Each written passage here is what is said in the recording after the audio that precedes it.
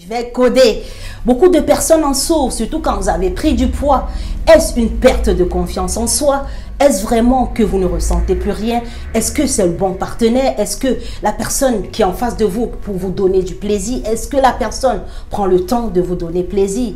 Est-ce que c'est la bonne personne? Parce que je pense qu'il faut vraiment beaucoup d'amour également. Mais si tous les données sont bons et que vous ressentez toujours qu'il y a quelque chose qui ne va pas et depuis que vous prenez du poids, le poids qui s'accumule, ça pèse et vous ne ressentez plus rien. Récemment, j'ai fait une vidéo concernant le diabète et la sexualité. Donc, bon nombre de personnes m'ont posé des questions si on a juste pris du poids et qu'on ne ressent plus rien quand on est avec son doudou. Voilà. Donc, aujourd'hui, je reviens vous parler tout simplement de cette personne-là, de cette personne qui a pris du poids, qui est en surpoids ou en situation d'obésité, qui a pris du poids et qui ne ressent plus rien. La graisse viscérale peut tapisser votre périnée et entraîner pas mal de conséquences. Donc, ce n'est que le début. Si vous n'êtes pas encore dans les syndromes métaboliques, donc en situation de prédiabète, vous ne souffrez pas de foie, vos organes ne vous lâchent pas encore, vous avez de la chance. Donc, si c'est une histoire de sexualité, asseyez-vous confortablement du début jusqu'à la fin.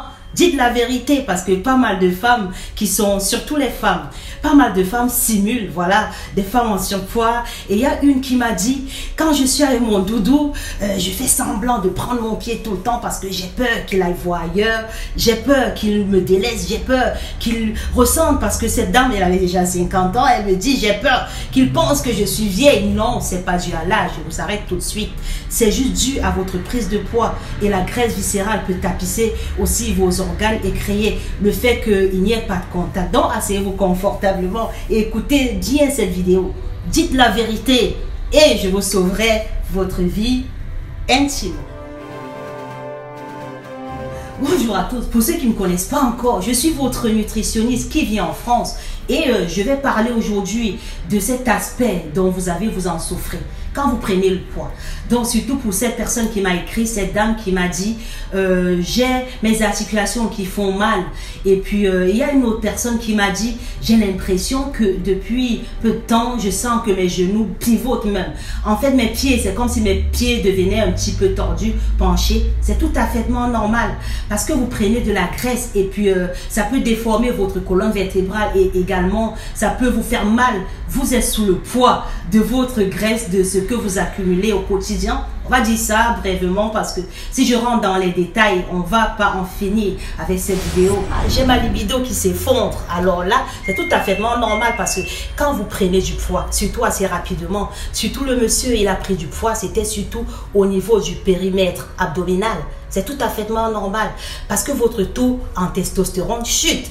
Donc les hormones de femmes se développent plus et puis ça vous féminise en fait. Donc c'est tout à fait normal. Il est temps de prendre votre vie en main, de prendre votre surpoids au sérieux parce que ça va pas être que ça. Il y a plein d'autres inconvénients qui surviendront si vous ne faites pas. Lorsque vous prenez du poids, donc en fait vous continuez à prendre du poids et c'est normal que la graisse puisse s'accumuler un petit peu partout. Et là, ce qui cause le manque d'excitation surtout, c'est que la graisse s'accumule au niveau des vaisseaux. Donc la circulation sanguine va devenir compliquée.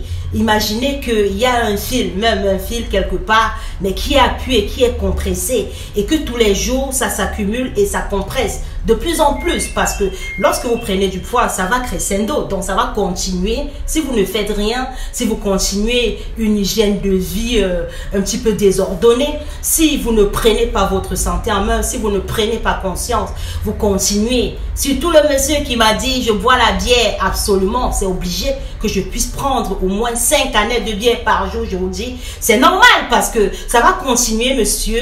La graisse va continuer à s'accumuler dans vos vaisseaux et l'excitation va être compliquée. Vous ne pourrez pas tenir.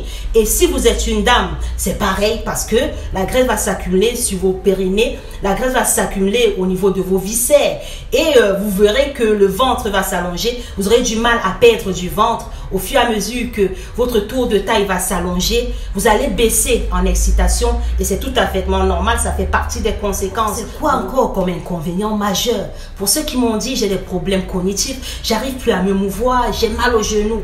Oui, c'est normal que la graisse qui s'accumule circule dans votre corps, ça libère des hormones. Ça libère des hormones qui vont entraîner plein d'inflammations. Et vous allez constater tout simplement que vous allez avoir des douleurs un peu partout.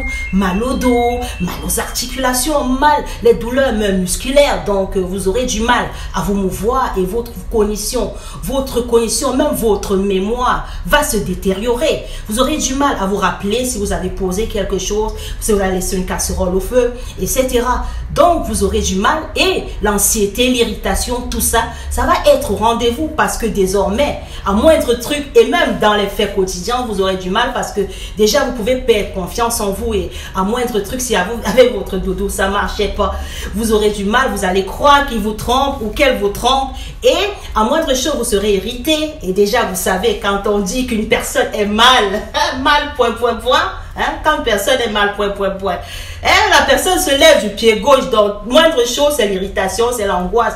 Donc c'est très important, ça affecte votre vie intime, ça affecte votre vie en fait de couple. J'ai pas envie, je code les mots. Oui, c'est tout à fait normal parce que vos vaisseaux n'ont plus totalement contact et vous avez des connexions qui ne se font plus comme il faut. Il y a un monsieur qui m'a dit, j'ai déjà 60 ans, je ne peux plus faire du sport, ça c'est pour les jeunes. Non, il n'est jamais trop tard. Je vous le dis et je redis, je réitère. Il n'est jamais trop tard pour adapter une hygiène de vie saine.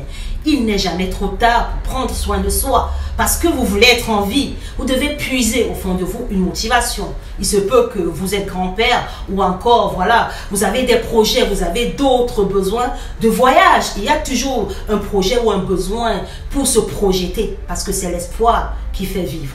Trouvez-vous un sujet de motivation. Il est trop tard. Trop tard pour faire du sport.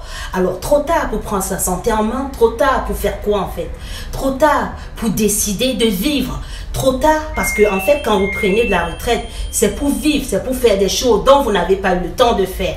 Alors, il est trop tard de quoi? D'avoir une hygiène de vie saine, de manger varié, équilibré, de vous reprendre en main, de faire un bilan sanguin, de voir ce qui ne va pas, d'éviter d'avoir l'AVC, d'éviter de mourir. Il est trop tard de quoi?